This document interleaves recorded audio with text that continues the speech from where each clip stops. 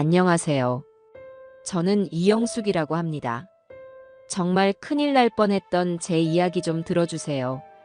남편이 세상을 떠난 지 벌써 20년이 훌쩍 넘었네요. 제 나이 일은 이제는 무릎도 시리고 밤에 잠도 잘 오지 않는 평범한 할머니가 다 되었습니다. 남편이 떠나고 아들 정민수 하나만 바라보며 악착같이 살았어요. 시장에서 작은 반찬 가게를 하며 민수를 대학까지 보냈고 장가도 보냈으니 제 할 일은 다 했다고 생각했죠. 지금은 가게도 정리하고 남편이 남겨준 이 작은 빌라에서 연금과 그동안 모아둔 쌈짓돈으로 그럭저럭 살아가고 있습니다. 자식에게 손 벌리지 않는 것만으로도 다행이라 여기면서요. 제 삶은 참 단조로워요. 아침에 일어나면 제일 먼저 남편 사진을 한번 쓸어보고 혈압약 한 알을 물과 함께 삼키는 것으로 하루를 시작합니다. 텔레비전을 켜놓고 아침 드라마를 보다가 동네 노인정에 나가 할머니들과 화투패를 몇 번 뒤적이는 게 유일한 낙이었죠. 민수는 사업이 바쁘다는 핑계로 명절에도 얼굴 한번 비추기 힘들었어요. 전화로나마 목소리 들으면 그걸로 만족해야 했고요. 그래도 며느리 현지가 참 싹싹해서 일주일에 한두 번은 꼭 전화를 하고 주말에는 자기가 만든 반찬이라도 싸들고 들러주니 그게 얼마나 고마운지 모릅니다. 어머님, 이번 주말에는 민수 씨랑 같이 갈게요. 아버님 좋아하시던 갈비찜 좀 해가려고요. 현지의 목소리는 언제나 지친 제 마음에 따뜻한 위로가 되어주곤 했어요. 제게는 남편이 남긴 유산이 하나 있습니다. 경기도 외곽, 지금은 허허벌판이나 다름없는 곳에 있는 땅 한 떼기였죠. 젊었을 적 남편이 노후에 작은 집을 짓고 텃밭이나 가꾸며 살자고 빚까지 내서 사둔 땅이었어요. 하지만 그 꿈을 이루기도 전에 남편은 훌쩍 제 곁을 떠났고 그 땅은 20년 넘게 제게 애물단지였습니다. 개발은커녕 사람 하나 지나다니지 않는 외진 곳이라 팔리지도 않았고 해마다 꼬박꼬박 나오는 세금은 적지 않은 부담이었죠. 민수는 몇 번이고 그 땅을 팔아버리라고 성화였어요. 어머니, 그거 가지고 있어봐야 세금만 나가잖아요. 헐값이라도 좋으니 그냥 처분하세요. 하지만 저는 그럴 수 없었습니다. 그곳은 제게 단순한 땅이 아니라 남편과의 마지막 약속이자 추억이 깃든 장소였거든요. 가끔 버스를 몇 번씩 갈아타고 그 땅에 찾아가 우두커니 앉아있다 오면 마치 남편을 만나고 온 것 같은 기분이 들곤 했어요. 그날도 평소와 다름없는 하루였습니다. 노인정에서 돌아와 소파에 누워 깜빡 잠이 들었는데 요란한 전화벨 소리에 잠을 깼어요. 받아보니 노인정에서 같이 화투치는 박여사였습니다. 목소리가 어찌나 흥분했던지 귀가 다 아플 지경이었죠. 영수가, 너 지금 텔레비전 뉴스 좀 봐봐. 빨리. 무슨 일인데 그래, 박여사. 나 지금 막 잠 깼어. 아이고, 잠이 문제야? 너네 땅. 그 외 네 남편이 남겨줬다는 그 땅 말이야. 거기 대박 났어. 박 여사의 성화에 못 이겨 텔레비전을 켜고 채널을 돌리자 뉴스에서는 연일 떠들썩한 소식이 흘러나오고 있었습니다. 정부에서 추진하는 대규모 첨단 산업단지 개발 계획이 발표되었는데 그 부지에 제 땅이 포함되어 있다는 겁니다. 앵커는 그 지역 땅값이 하룻밤 사이에 10배, 20배가 뛰었다며 그야말로 로또에 당첨된 사람들이 속출하고 있다고 전하고 있었어요. 저는 제 눈과 귀를 의심했습니다. 평생 애물단지 취급만 받던 그 쓸모없는 땅이 금싸라기 땅이 되었다니요. 어안이 벙벙해서 한참을 멍하니 화면만 바라보고 있었습니다. 그때부터였을까요? 제 낡은 휴대전화가 잠시도 쉴 틈 없이 울리기 시작한 것은 처음 들어보는 부동산 이름, 건설사 이름, 자신을 투자 전문가라고 소개하는 사람들까지 하루에도 수십 통의 전화가 빗발쳤습니다. 그들은 하나같이 제 땅을 팔라며 천문학적인 액수를 불렀어요. 제가 평생 만져보기는커녕 구경도 못 해본 영이 몇 개인지 세기도 힘든 큰돈이었습니다. 처음에는 그저 꿈을 꾸는 것만 같았어요. 이게 정말 현실인가 싶어 제 볼을 몇 번이나 꼬집어 봤는지 모릅니다. 남편이 하늘에서 저를 불쌍히 여겨 이런 큰 선물을 남겨주고 갔나 싶어 남편 사진을 붙잡고 한참을 울었습니다. 소문은 바람보다 빨랐습니다. 그날 저녁, 평소에는 전화 한 통 없던 아들 민수에게서 전화가 왔어요. 박 여사보다 더 흥분한 목소리였죠. 어머니, 뉴스 보셨어요? 우리 땅 대박 났어요, 어머니. 민수야. 나도 방금 들었다. 이게 다 무슨 일이냐? 무슨 일이긴요. 하늘이 우리를 도운 거죠. 어머니, 제가 지금 바로 그리로 갈게요. 누구 전화도 받지 말고 아무하고도 얘기하지 말고 딱 기다리세요. 아셨죠?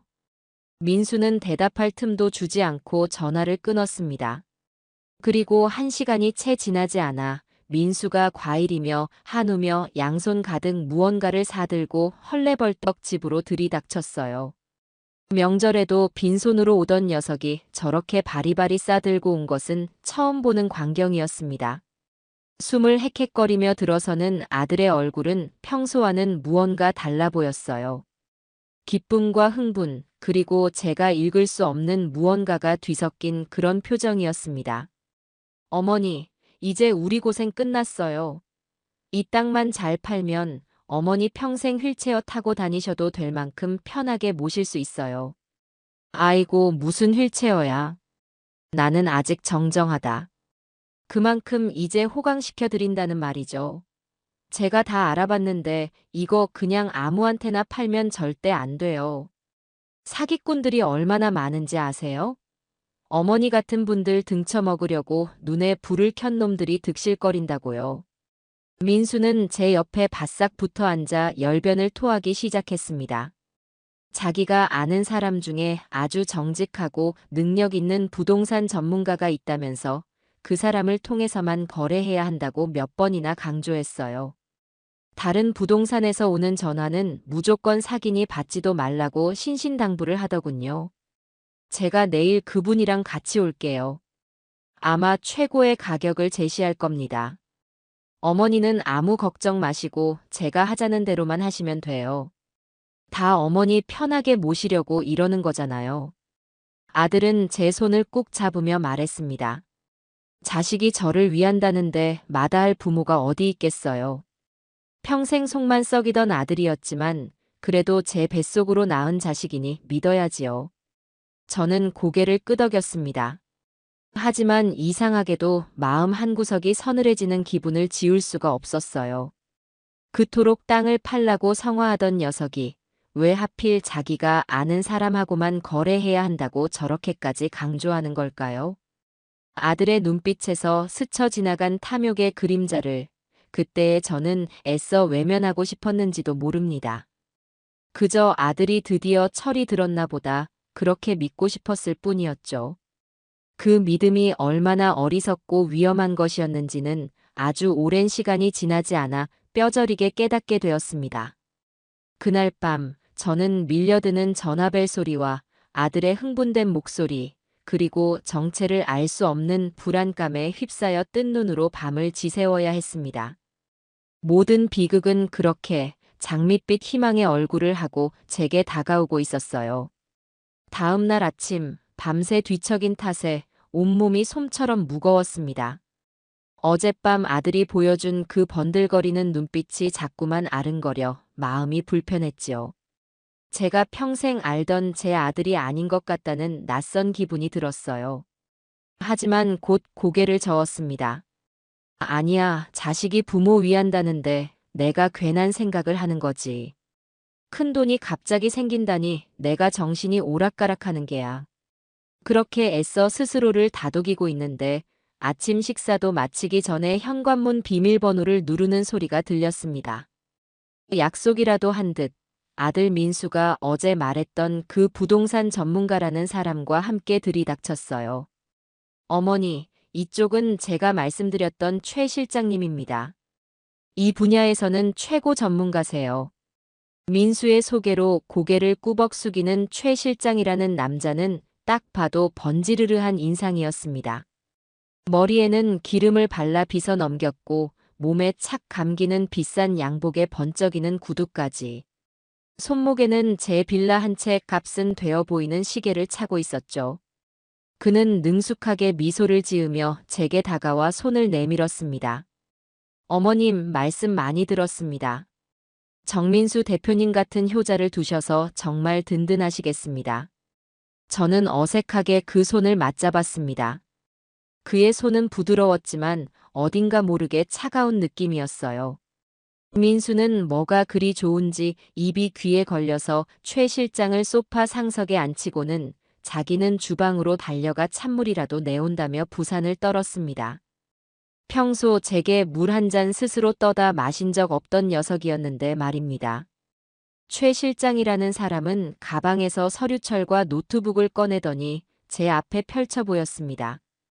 그 안에는 제가 봐도 뭐가 뭔지 모를 복잡한 도표와 그래프, 그리고 개발 조감도 같은 것들이 가득했어요. 어머님, 간단하게 설명해 드리겠습니다. 지금 어머님께서 소유하신 이 땅의 가치는 하루가 다르게 폭등하고 있습니다. 하지만 중요한 건 타이밍입니다. 정부 발표 직후인 지금이 가장 높은 가격을 받을 수 있는 골든타임이라는 거죠. 이 시기를 놓치면 오히려 가격이 조정될 수 있습니다. 매수자들도 지금은 경쟁적으로 달려들지만 조금만 지나면 옥석을 가리려 들거든요. 그의 말은 청산유수 같았습니다. 어려운 전문 용어를 섞어 썼지만 묘하게 사람을 빨아들이는 힘이 있었어요. 그는 지금이 아니면 이 기회를 놓친다는 점을 몇 번이고 강조했습니다. 그러면서 그가 제시한 가격은 제 입이 떡 벌어질 만한 금액이었어요. 어제 다른 부동산에서 전화로 제시했던 금액들보다도 조금 더 높은 액수였습니다. 어떠십니까, 어머님? 저희가 연결해드릴 매수자는 자금력이 아주 탄탄한 곳이라 계약 즉시 계약금을 지급하고 일주일 내로 잔금까지 모두 치를 수 있습니다. 이렇게 빨리 현금화할 수 있는 조건은 저희 말고는 어디서도 제시하지 못할 겁니다.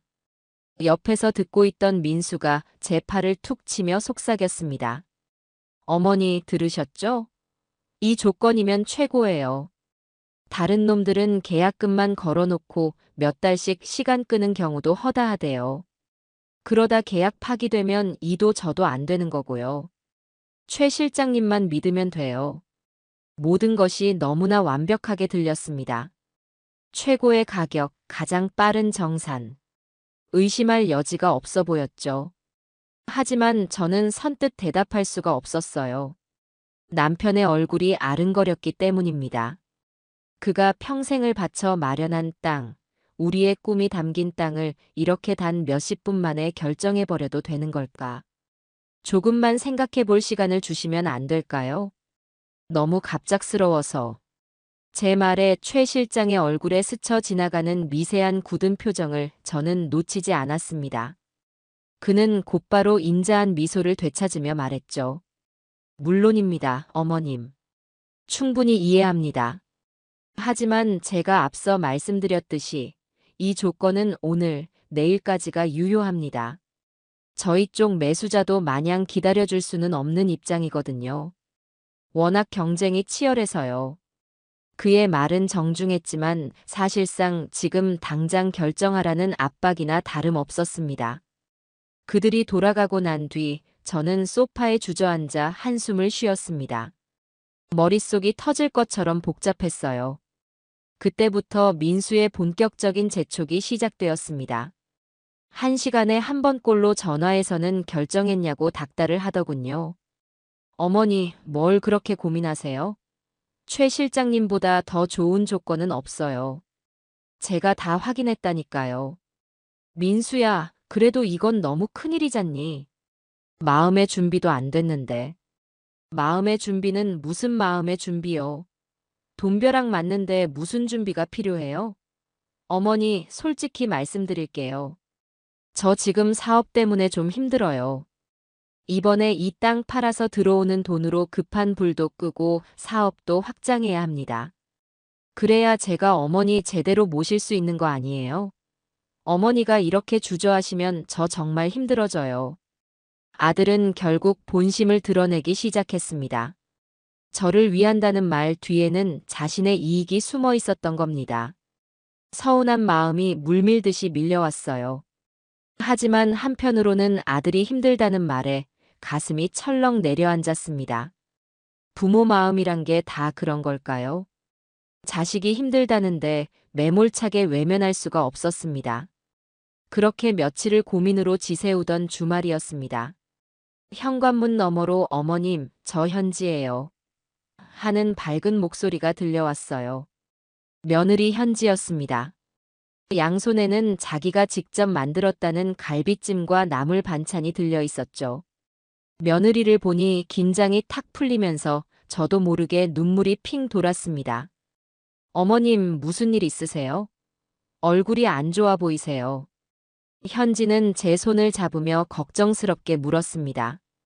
저는 결국 그동안의 일을 모두 털어놓았어요. 갑자기 땅값이 오른 이야기, 매일같이 찾아와 닥달하는 민수 이야기, 오늘 내일 안으로 결정해야 한다는 최 실장이라는 사람 이야기까지 전부요. 현지는 제 이야기를 잠자코 들어주었습니다. 그리고는 조용히 말했죠. 어머님, 아버님 추억이 깃든 땅이잖아요. 그리고 그렇게 큰 돈이 오가는 일인데 당연히 신중해야죠. 민수 씨가 너무 서두르는 것 같네요. 민수는 자기가 힘드니 나보고 도와달라는 식으로 말하는데 마음이 약해져서 어찌해야 할지 모르겠다. 어머님, 그럴수록 더 정신 바짝 차리셔야 해요. 제가 아는 분 중에 부동산 오래 하신 분이 계세요. 제가 그분 통해서 이 근처 시세가 정말 어떤지, 그리고 최 실장이라는 사람이 제시한 조건이 정말 최선인지 한번 알아봐 드릴게요. 그러니까 누구하고도 약속하지 마시고 며칠만 시간을 더 버세요. 정급하게 물어보면 갑자기 몸이 안 좋아서 병원에 다녀와야 한다고 둘러대세요. 아셨죠? 현지의 차분하고 똑 부러지는 말에 안개 속처럼 뿌옇던 제 머릿속이 조금은 맑아지는 기분이었습니다. 그래, 현지 말이 맞다. 내 아들 말만 믿고 덜컥 도장을 찍을 일이 아니다. 돌다리도 두드려보고 건너야지. 저는 현지의 손을 꼭 잡았습니다. 고맙다, 아가. 너 아니었으면 내가 정말 큰일 날 뻔했구나. 별 말씀을요, 어머님. 가족이잖아요. 현지가 돌아가고 난 뒤 저는 모처럼 편안한 마음으로 저녁을 먹을 수 있었습니다. 하지만 그 평화는 그리 길지 않았어요. 저녁 8시가 넘은 시간, 다짜고짜 현관문 비밀번호를 누르는 소리가 들리더니 민수가 잔뜩 상기된 얼굴로 들이닥쳤습니다. 그의 손에는 서류 뭉치와 빨간 인주가 들려 있었어요. 어머니, 최 실장님이랑 방금 통화했는데 내일 아침까지 결정을 안 하면 이 계약 없던 걸로 하겠답니다. 다른 사람이 채간다고요. 더 이상은 못 기다려요. 지금 도장 찍으셔야 합니다. 민수는 제 앞에 계약서라고 쓰인 서류를 탁 펼쳐 놓았습니다. 그리고 제 손에 억지로 도장을 쥐어주려 했어요. 그의 눈은 무섭게 번들거리고 있었습니다. 마치 이성을 잃은 사람처럼 보였어요. 저는 아들의 그 광기 어린 모습에 압도되어 아무 말도 하지 못하고 그저 그가 내민 계약서와 제 손에 들린 도장만 번갈아 쳐다볼 뿐이었습니다. 어지러웠습니다. 세상이 빙글빙글 도는 것 같았어요. 아들의 성화에 떠밀려 저는 하마터면 도장을 찍을 뻔했습니다. 제 손이 부들부들 떨리고 있었죠. 바로 그 순간 제 머릿속을 스치고 지나간 것은 며느리 현지의 목소리였습니다. 어머님, 무슨 일이 있어도 시간을 버셔야 해요. 몸이 아프다고라도 둘러대세요. 그래, 현지 말을 들어야 한다. 저는 마지막 남은 힘을 쥐어짜냈습니다. 아이고 민수야. 나 속이 너무 안 좋다. 저는 가슴을 부여잡으며 앓는 소리를 냈습니다. 식은땀이 나는 것 같기도 하고 정말로 속이 울렁거리는 기분이었어요. 제 연기가 통한 걸까요? 아니면 정말로 급체를 한 걸까요? 제 얼굴이 하얗게 질린 것을 본 민수는 당황한 기색이 역력했습니다. 어머니, 갑자기 왜 그러세요? 괜찮으세요? 모르겠다. 갑자기 가슴이 답답하고 어지러워. 아무래도 병원에 가봐야 할 것 같다. 저는 소파에 쓰러지듯 기댔습니다. 민수는 안절부절 못하며 제 주변을 맴돌았어요. 그의 얼굴에는 제 건강에 대한 걱정보다는 눈앞에 계약이 틀어질지도 모른다는 초조함이 더 크게 어려 있었습니다. 그 모습을 보니 더욱 정신을 바짝 차려야겠다는 생각이 들었죠. 계약이고 뭐고 지금은 못하겠다. 나 좀 쉬어야겠어. 너는 그만 가봐라. 제가 단호하게 말하자 민수는 입맛을 쩝쩝 다시며 어쩔 수 없다는 듯 물러섰습니다. 아, 진짜 하필이면 지금. 알았어요, 어머니. 그럼 푹 쉬세요. 내일 아침에 제가 다시 올게요. 내일은 정말로 찍으셔야 해요. 그는 마지막까지 으름장을 놓는 것을 잊지 않고 집을 나섰습니다. 저는 민수가 떠나자마자 현지에게 전화를 걸었습니다. 자초지종을 설명하니 현지는 전화기 너머로 안도의 한숨을 내쉬더군요. 어머님, 정말 잘하셨어요. 제가 지금부터 빨리 알아볼게요. 아무 걱정 마시고 푹 주무세요. 그날 이후 현지는 제 눈과 귀, 그리고 머리가 되어 주었습니다. 현지는 나중에 제게 모든 것을 털어놓았어요. 그날 밤 현지는 집으로 돌아온 민수의 행동이 어딘가 이상하다는 것을 느꼈다고 합니다. 민수는 평소와 달리 서재에 틀어박혀 밤늦도록 무언가를 했고 자꾸만 안절부절 못하며 담배를 피워댔다고 해요.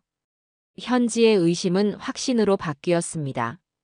다음 날 민수가 회사에 출근한 틈을 타 현지는 조심스럽게 그의 서재에 들어갔습니다. 무언가 단서가 될 만한 것이 분명히 있을 거라는 생각에서였죠. 현지는 죄책감이 들었지만 저를 위해서 그리고 가정을 지키기 위해서 어쩔 수 없는 선택이었다고 했습니다. 책상 위는 깨끗하게 정리되어 있었지만 현지의 눈은 책상 맨 아래쪽 잘 쓰지 않는 서랍으로 향했습니다. 민수가 무언가를 숨긴다면 분명 저런 곳일 거라고 생각했대요. 현지의 예감은 적중했습니다. 서랍 깊숙한 곳에서 낯선 파일 홀더 하나가 나왔습니다. 그 안에는 타이탄 개발 사업 계획안이라고 적힌 두툼한 서류 뭉치가 들어 있었어요. 현지는 가슴이 쿵쾅거리는 것을 느끼며 서류를 넘겨보았다고 합니다. 그 계획안은 제 땅이 포함된 산업단지 개발에 대한 구체적인 청사진이었어요. 그런데 이상한 점이 한두 가지가 아니었습니다. 민수가 하던 의류 사업과는 전혀 관련이 없는 내용이었고 사업 주체인 타이탄 개발이라는 회사는 들어본 적도 없는 이름이었습니다. 더욱 수상한 것은 자금 조달 계획 부분이었습니다. 토지 매입 비용 항목 아래에 그의 버금가는 거액이 컨설팅 및 자문 수수료라는 명목으로 책정되어 있었어요. 그리고 그 돈이 지급될 회사 이름은 MS 프렌드였습니다. MS 민수. 현지는 민수 이니셜을 따서 만든 유령 회사라는 것을 직감했습니다. 아들이 제 남편이 저를 상대로 끔찍한 사기를 꾸미고 있다는 심증이 굳어지는 순간이었죠. 현지는 그 서류들을 전부 휴대폰으로 찍어두었습니다. 하지만 이것만으로는 부족했어요. 결정적인 증거가 필요했습니다. 그러던 중 현지에게 결정적인 기회가 찾아왔습니다. 그날 저녁 민수가 집 베란다에서 누군가와 통화하는 것을 우연히 듣게 된 것입니다. 민수는 현지가 주방에 있는 것을 모르는지 목소리를 높여가며 상대방과 대화를 나누고 있었어요. 그러니까 최 실장님, 일 처리 확실하게 하셔야 합니다. 어머니가 자꾸 시간을 끄시는데 이러다 다른 놈들이 채가면 우리 계획 다 수포로 돌아가는 거예요. 상대방이 무어라 말했는지 민수의 목소리가 더욱 날카로워졌습니다. 알고 있습니다. 하지만 그 영감탱이가 남긴 땅이라 애착이 있는지 자꾸 뜸을 들인다고요. 이중 계약서 준비는 다 됐죠? 절대 들키면 안 됩니다. 원본은 제가 따로 보관하고 있으니 도장만 받아내면 바로 진행하는 겁니다. 그리고 수수료는 약속대로 제 개인 법인 계좌로 보내주세요. MS 프렌드. 아시죠? 세금 문제도 있으니 그쪽에서 알아서 잘 처리해 주시고요. 이중계약서. 원본은 내가 보관. 수수료. MS 프렌드. 그 몇 마디에 모든 퍼즐 조각이 맞춰졌습니다. 현지는 온몸에 피가 차갑게 식는 것을 느꼈다고 해요. 남편이 자신의 아이들의 아버지가 늙은 어머니를 상대로 얼마나 치밀하고 악랄한 계획을 세웠는지 비로소 전부 알게 된 것입니다. 현지는 주방 식탁에 주저앉아 떨리는 손을 부여잡았습니다.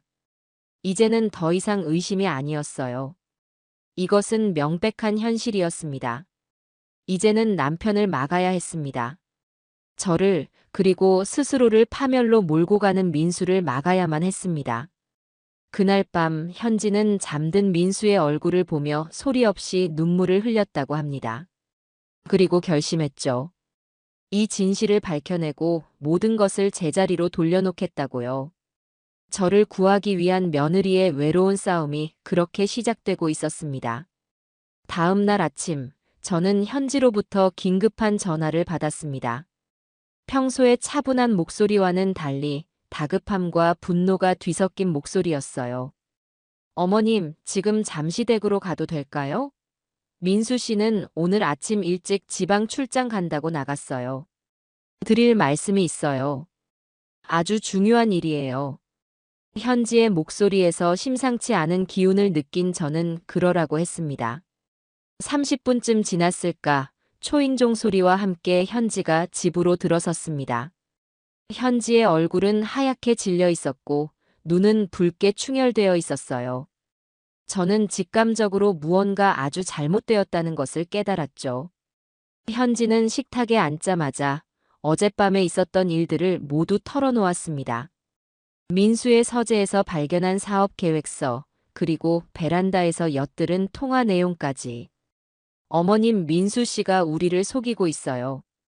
어머님 땅을 헐값에 팔아넘기고 그 차액을 자기가 챙기려는 속셈이에요. 현지의 말을 듣는 순간 제 머리를 무언가가 세게 내리치는 듯한 충격이 왔습니다. 믿을 수가 없었어요. 아니, 믿고 싶지 않았습니다. 내 아들이, 내 뱃속으로 낳은 자식이 어떻게 나한테 그런 끔찍한 짓을 할 수 있단 말인가. 아가, 너가 뭘 잘못 본 거겠지. 설마 민수가 나한테. 어머님, 저도 그러길 바랐어요. 하지만 이게 증거예요. 현지는 제게 휴대폰으로 찍어온 사진들을 보여주었습니다.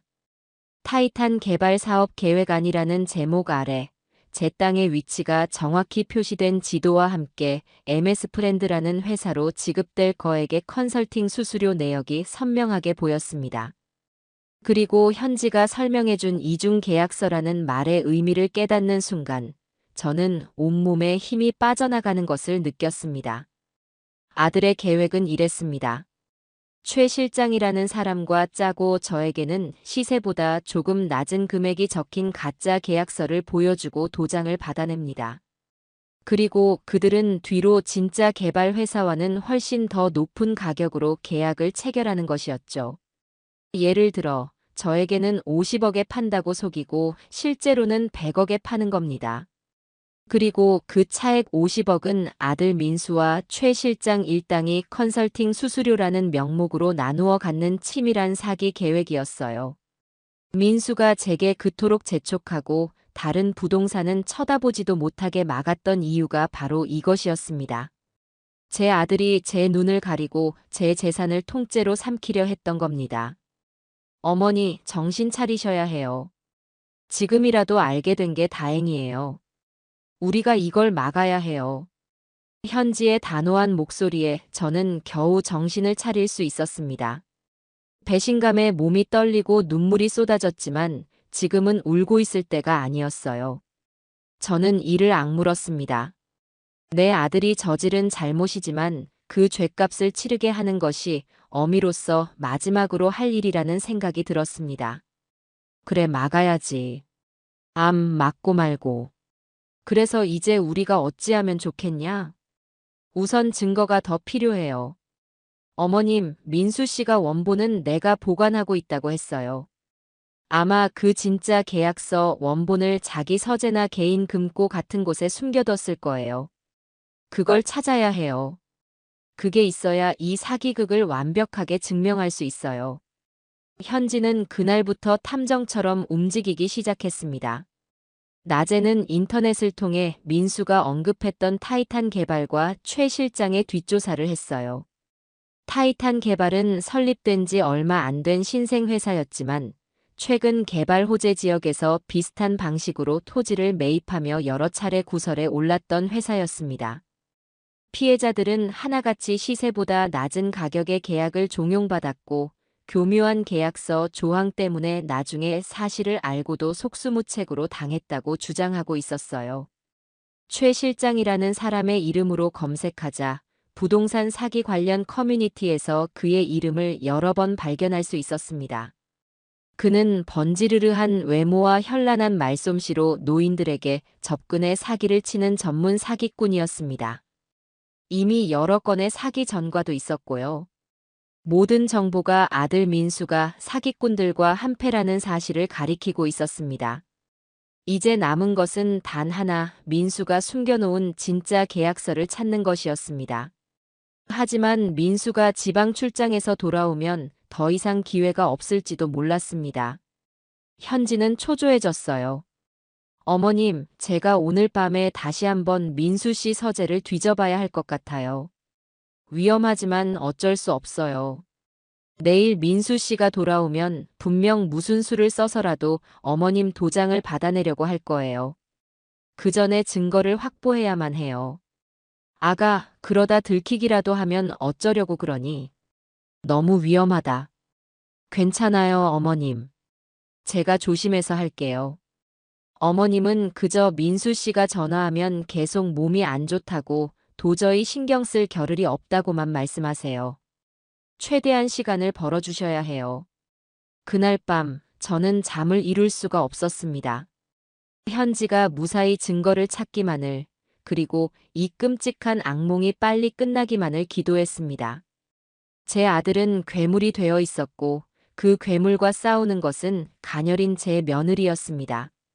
제 자신이 너무나 무력하고 한심하게 느껴졌어요. 남편의 얼굴을 떠올렸습니다. 여보, 내가 어떻게 해야 할까요? 내가 뭘 잘못 키운 걸까요? 눈물이 베개를 적셨습니다. 멀리서 들려오는 구급차 소리가 마치 제 심정을 대변하는 것처럼 처절하고 길게 울리고 있었습니다. 모든 것이 위태로운 밤이었습니다. 그날 밤, 저는 뜬 눈으로 밤을 새웠습니다. 창밖은 칠흑 같은 어둠에 잠겨 있었고 간간이 지나가는 자동차 소리만이 이 세상에 저 혼자가 아님을 알려주는 듯 했어요. 거실 소파에 웅크리고 누워 저는 수십 번도 더 남편의 사진을 들여다보았습니다. 여보, 보고 있나요? 당신이 남긴 이 땅 때문에 우리 아들이 괴물이 되어가고 있어요. 당신이라면 어떻게 했을까요? 대답 없는 사진 속 남편은 그저 인자한 미소만 짓고 있었죠. 그 미소가 오늘따라 원망스럽기까지 했습니다. 차라리 이런 골치 아픈 땅 대신 당신이 내 곁에 있었더라면 얼마나 좋았을까요? 새벽녘이 되어서야 겨우 잠이 들었나 싶었는데 악몽에 시달리다 깨어났습니다. 꿈속에서 민수가 시뻘건 눈을 하고 제게 달려들어 도장을 빼앗아가는 꿈이었어요. 등줄기에는 식은땀이 흥건했고 심장은 제멋대로 쿵쾅거리고 있었습니다. 더 이상은 잠을 청할 수 없었죠. 저는 자리에서 일어나 혈압약부터 찾아 입에 털어 넣었습니다. 이러다 정말 쓰러지겠다 싶었어요. 아침이 되자 아니나 다를까 민수에게서 전화가 걸려왔습니다. 저는 현지가 시킨 대로 아직도 몸이 좋지 않아 꼼짝도 못하겠다고 둘러댔어요. 어머니, 아직도 편찮으세요? 어제 병원이라도 다녀오시지 그러셨어요. 어지러워서 나갈 수가 없었다. 오늘은 좀 누워 있어야겠다. 그러니 너도 올 생각 마라. 아니, 어머니. 지금 그럴 때가 아니에요. 최 실장님이 오늘이 정말 마지막이라고 했단 말이에요. 제가 지금 죽이라도 사들고 갈 테니 잠깐만이라도 얼굴 좀 봬요. 도장만 찍으면 바로 병원으로 모실게요. 네. 아들의 목소리에는 제 건강에 대한 걱정은 눈곱만큼도 없었습니다. 오로지 계약, 도장, 돈 생각뿐이었죠. 저는 그 이기심에 치가 떨려 전화를 끊어버렸습니다. 그러자 이번에는 문자가 쏟아지기 시작했어요. 어머니, 제발 제 생각 좀 해주세요. 이번 일만 잘 해결되면 제가 2배, 3배로 효도할게요. 어머니가 이렇게 나오시면 저 정말 사업 다 망하고 길거리에 나앉게 돼요. 등등. 협박과 애원이 뒤섞인 문자들이 제 낡은 휴대폰 화면을 가득 채웠습니다. 저는 차마 그 문자들을 끝까지 읽을 수가 없어 휴대폰을 뒤집어 놓았습니다. 그 시각, 현지는 어떤 심정이었을까요? 나중에 들은 이야기지만 현지는 그날 밤 남편이 잠든 것을 확인하고 새벽 2시가 넘어 조심스럽게 서재로 들어갔다고 합니다. 칠흑 같은 어둠 속에서 현지는 휴대폰 불빛에 의지해 민수의 책상 주변을 샅샅이 뒤지기 시작했어요. 심장이 발소리처럼 크게 울리고 작은 소리 하나에도 온 신경이 곤두서는 피 말리는 시간이었을 겁니다. 현지는 민수가 평소에 사용하는 서랍과 책장을 모두 열어보았지만 계약서로 보이는 서류는 어디에도 없었어요. 분명히 원본은 자기가 가지고 있다고 했는데 대체 어디에 숨긴 거지? 현지는 초조해졌습니다. 시간은 흐르고 날이 밝으면 모든 것이 끝장이라는 생각에 눈앞이 캄캄해졌다고 해요. 그때 현지의 눈에 띈 것이 바로 민수의 노트북이었습니다. 민수는 평소에 노트북에 암호를 걸어두고 현지가 만지는 것을 극도로 싫어했죠. 혹시 현지는 떨리는 손으로 노트북을 열었습니다. 역시나 암호 입력창이 현지를 가로막았습니다. 현지는 머리를 굴리기 시작했어요. 민수가 쓸만한 암호가 무엇일까? 자신의 생일, 아들의 생일, 결혼기념일. 현지는 생각나는 모든 숫자, 조합을 입력해 보았지만 노트북은 무정하게도 암호가 틀렸습니다. 라는 메시지만을 띄울 뿐이었습니다. 이제 시도할 수 있는 횟수도 몇 번 남지 않았어요. 여기서 실패하면 모든 것이 끝이었습니다. 바로 그 절체절명의 순간 현지의 뇌리를 스치고 지나간 것이 있었습니다. 바로 민수의 사업자 등록 번호였죠. 민수는 자신의 사업에 대한 자부심이 유별났고 특히 자기가 처음 사업을 시작하며 얻은 그 번호를 행운의 숫자처럼 여기곤 했습니다. 현지는 마지막 희망을 걸고 떨리는 손가락으로 사업자 등록번호 10자리를 천천히 눌렀습니다. 그리고 엔터키를 누르는 순간 기적처럼 바탕화면이 나타났습니다. 현지는 안도의 한숨을 내쉴 틈도 없이 곧바로 파일 탐색기를 열어 계약서라는 키워드로 검색을 시작했습니다. 수많은 파일들 속에서 현지의 눈을 사로잡은 파일이 하나 있었어요.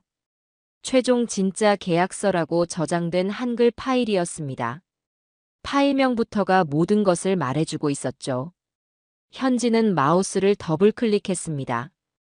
파일이 열리는 순간 현지는 자신의 눈을 의심했습니다. 그 안에는 제가 봤던 가짜 계약서와는 양식부터 다른 훨씬 더 상세하고 복잡한 내용의 진짜 계약서가 들어 있었습니다. 그리고 가장 충격적인 것은 바로 매매 대금이었어요. 민수가 제게 보여준 가짜 계약서에는 매매 대금이 50억 원으로 적혀 있었지만 그 진짜 계약서에 적힌 금액은 무려 120억 원이었습니다. 70억. 제 평생 구경도 못 해볼 70억이라는 돈이 제 아들과 사기꾼들의 주머니 속으로 들어갈 예정이었던 겁니다. 계약서 마지막 장에는 더욱 기가 막힌 내용이 있었습니다. 매수인인 타이탄 개발이 매매 대금 120억 원과는 별도로 컨설팅 및 자문 용역비 명목으로 30억 원을 MS 프렌드에 지급한다는 조항이었습니다. 그 30억은 민수가 온전히 혼자 챙기는 돈이었죠. 결국 제 아들은 제 땅을 팔아 무려 100억 원이라는 돈을 손에 쥐려 했던 겁니다. 현지는 분노로 온몸이 떨려왔다고 합니다.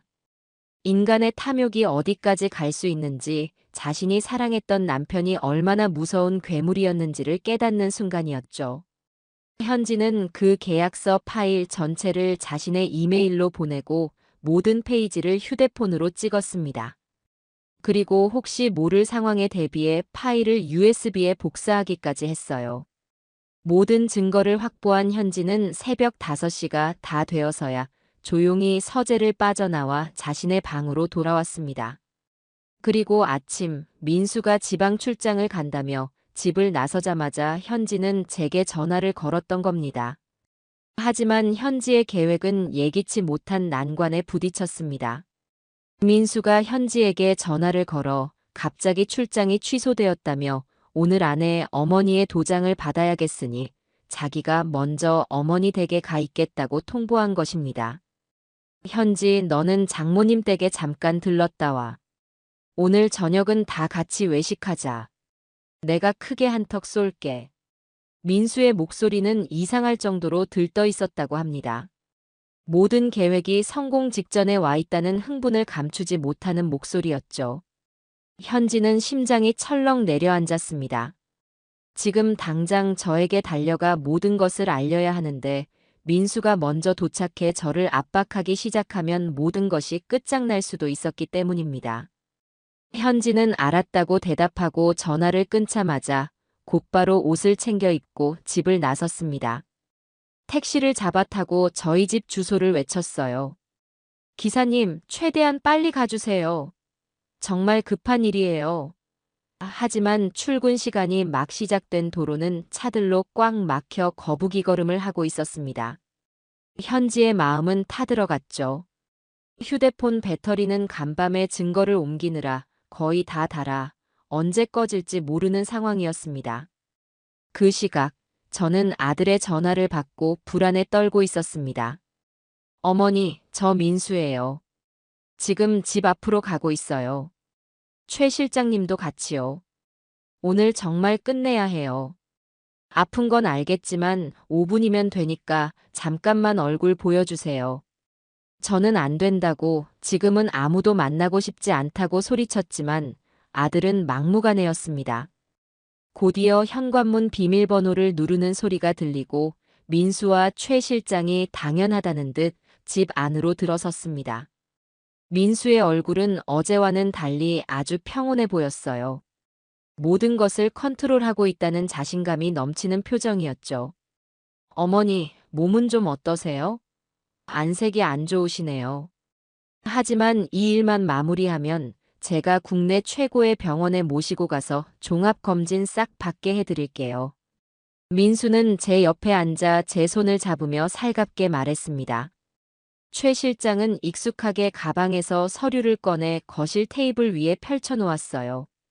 바로 어제 봤던 그 가짜 계약서였습니다. 어머님, 오래 고민하실 일이 아닙니다. 이 기회는 다시 오지 않습니다. 여기에 도장만 찍으시면 어머님은 이제 돈 걱정 없이 평생을 편안하게 사실 수 있는 겁니다. 최 실장의 나긋나긋한 목소리가 제 귓가를 파고들었습니다. 저는 흔들렸어요. 현지가 무언가를 알아보고 있다고는 했지만 아직 아무런 연락이 없었습니다. 어쩌면 내가 정말 오해한 것일 수도 있지 않을까. 내 아들이 설마 나를 속이겠어. 지금 이 기회를 놓치면 정말 후회하게 되는 건 아닐까? 제 마음속에서 천사와 악마가 치열하게 싸우고 있었습니다. 어머니, 뭘 망설이세요? 저 못 믿으세요? 이 아들이 어머니 등쳐먹기라도 할 것 같아요? 민수가 제 마음을 읽기라도 한 듯 서운하다는 표정을 지으며 말했습니다. 그 말에 저는 그만 무너져 내렸습니다. 그래, 내 아들인데. 내가 의심하면 안 되지. 저는 떨리는 손으로 테이블 위에 놓인 도장을 집어들었습니다. 빨간 인주가 제 눈에는 마치 핏물처럼 보였어요. 도장을 들어 계약서 위, 제 이름 옆에 있는 네모난 칸으로 가져가는 그 찰나의 순간이 제게는 영원처럼 길게 느껴졌습니다. 제 손에 들린 묵직한 옥도장이 하얀 계약서 용지를 향해 내려가고 있었습니다. 제 의지와는 상관없이 아들 민수의 강한 소나기에 이끌려 움직이는 꼭두각시의 손이었죠. 붉고 진득한 인주가 묻은 도장면이 제 이름석 자 옆에 네모난 칸에 그림자를 들이우는 그 찰나의 순간. 저는 질끈 눈을 감았습니다. 여보, 미안해요. 나 이제 더는 버틸 힘이 없나 봐요. 모든 것을 포기하려던 바로 그 순간이었습니다. 따다다닥. 마치 치타가 달려오는 것처럼 누군가 현관문 비밀번호를 미친 듯이 누르는 소리가 들렸습니다. 몇 번의 실패음이 들리더니 이내 띠리리릭 하는 익숙한 해제음과 함께 현관문이 거의 부서질 듯이 열렸습니다. 그리고 집 안으로 뛰어들어온 것은 머리는 산발이 되고 이마와 콧등에는 땀으로 흠뻑 젖은 채 거친 숨을 몰아쉬는 제 며느리 현지였습니다. 현지는 문 앞에 서서 이 세상에서 가장 절박하고 처절한 목소리로 외쳤습니다. 어머님, 안 돼요. 절대 찍으시면 안 돼요. 그 한마디는 마치 고요한 연못에 떨어진 거대한 바위덩어리처럼 거실의 모든 공기를 뒤흔들고 갈랐습니다. 저와 민수, 그리고 최 실장의 시선이 모두 일제히 현지에게로 향했죠. 제 손은 허공에서 그대로 멈춰버렸습니다. 민수의 얼굴은 순식간에 당혹감과 경악, 그리고 제어할 수 없는 분노로 흉측하게 일그러졌어요. 김현지, 너 지금 여기서 뭐 하는 거야? 내가 장모님 댁에 가 있으라고 했잖아. 여기가 어디라고 함부로 뛰어들어. 민수가 자리에서 벌떡 일어나 현지에게 이성을 잃고 소리쳤습니다. 하지만 현지는 아랑곳하지 않았습니다. 오히려 비틀거리는 걸음으로 제게 다가와 제 손에 들린 옥도장을 강하게 채어 테이블 위로 던져버렸어요. 탕! 하는 날카로운 소리와 함께 도장이 테이블 위를 굴렀습니다. 그 소리는 마치 이 추악한 연극의 끝을 알리는 공허한 총성처럼 들렸습니다. 어머님, 이 계약 사기예요. 처음부터 끝까지 전부 다 거짓말이라고요. 뭐? 사기라니? 아가, 그게 도대체 무슨 소리냐? 이 인간들 전부 한패예요. 어머님 평생의 재산을 헐값에 가로채려고 작당한 아주 질 나쁜 사기꾼들이라고요. 현지는 손가락으로 민수와 최 실장을 번갈아 가리키며 외쳤습니다. 최 실장의 번지르르 하던 얼굴은 하얗게 질렸고 그는 슬그머니 자리를 피하려는 듯 몸을 움직이기 시작했어요. 그 모습을 본 민수는 현지의 팔을 거칠게 잡아챘습니다. 너 미쳤어?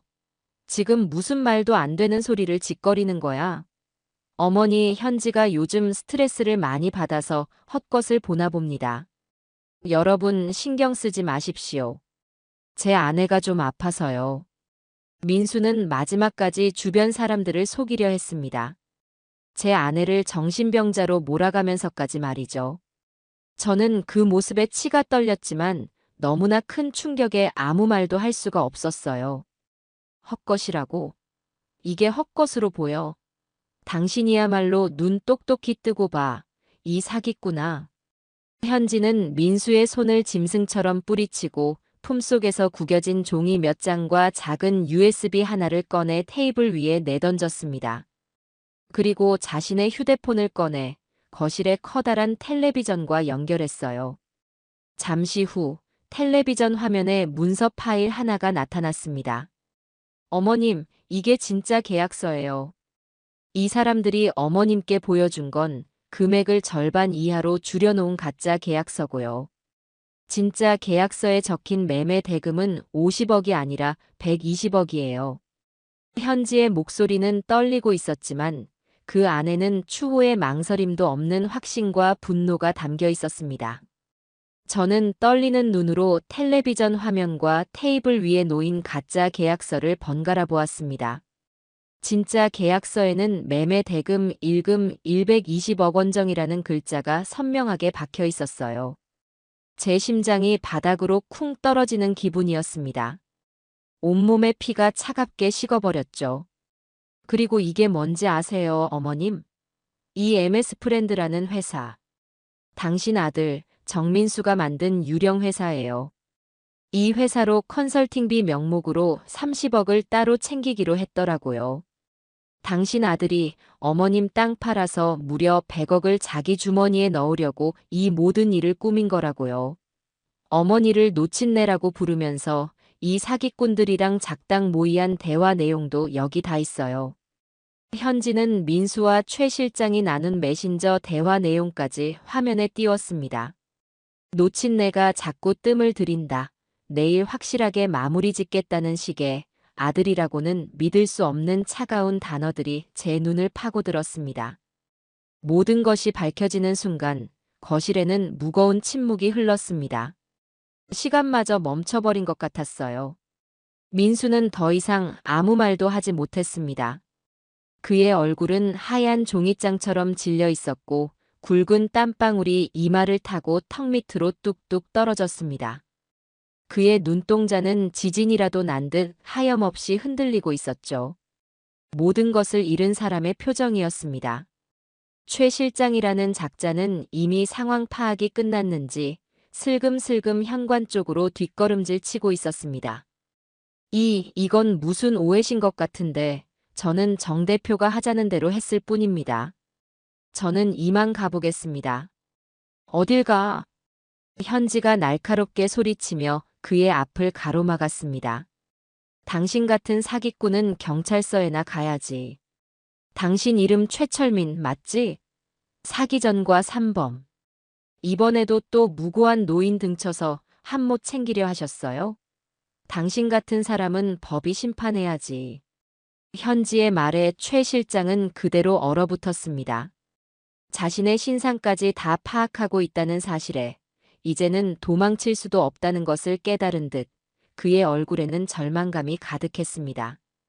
저는 그 모든 광경을 망연자실하게 바라보고 있었습니다. 제 아들이 사기꾼이라는 사실, 그 사기의 대상이 바로 나였다는 사실. 그 끔찍한 진실의 무게가 제 어깨를 짓눌렀습니다. 눈물이 나지 않았어요. 너무나 큰 충격에 슬픔이라는 감정마저 마비되어 버린 것 같았습니다. 저는 천천히 자리에서 일어났습니다. 제 다리가 아닌 것처럼 후들거렸지만 애써 힘을 주어 버텼습니다. 그리고 테이블 위에 놓인 가짜 계약서를 집어들었어요. 제 아들의 탐욕과 배신이 고스란히 담겨있는 그 종이 뭉치를 저는 아무 말 없이 제 아들 민수가 보는 앞에서 온 힘을 다해 갈기갈기 찢어버렸습니다.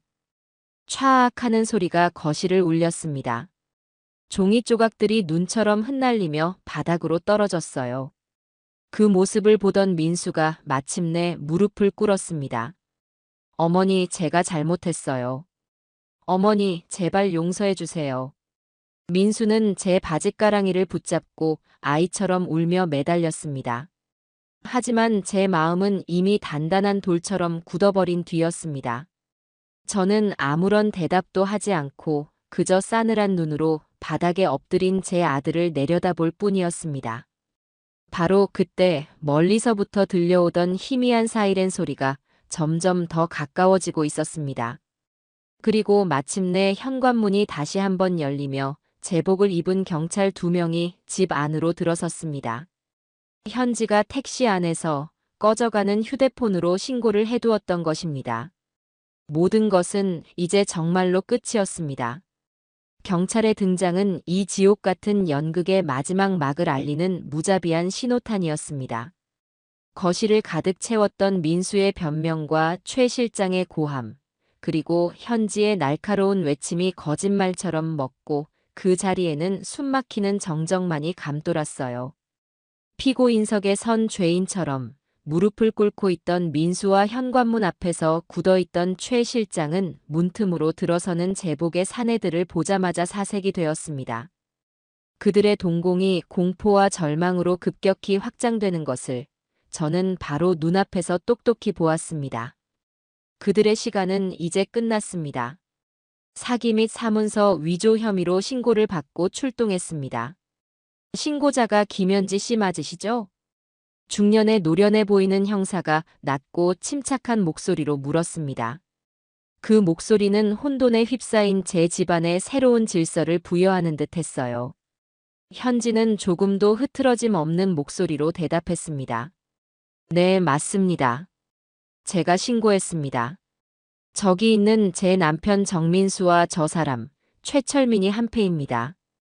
제 시어머니의 재산을 가로채기 위해 계약서를 위조하고 사기를 쳤습니다.